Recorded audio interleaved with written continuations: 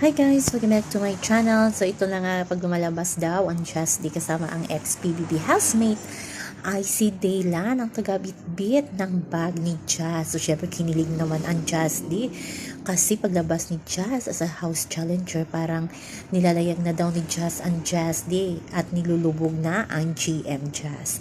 Pero di natin alam kasi nasa loob pa ng bahay itong si GM. So malalaman lamang natin yan kung sino nga ba ang pipiliin ni Jazz paglabas ni GM sa outside world, or sino nga ba ang pipiliin ng management na ilayag na love team pagkatapos ng PBB. So malalaman natin yan. So grabe yung banding ng mga ex-PBB housemate, ang Dungpat lang at si Jan na ex-housemate ang wala sa paglabas nila noong gabi na yun. Siguro nag-celebrate sila ng birthday ni Jaren. So yun lang po guys ang ating updates. Hanggang sa muli. Bye-bye. Always remember, wag po tayong magpaka-stress. Please like, share, and subscribe my channel para ma-update kayo sa mga bago kong upload.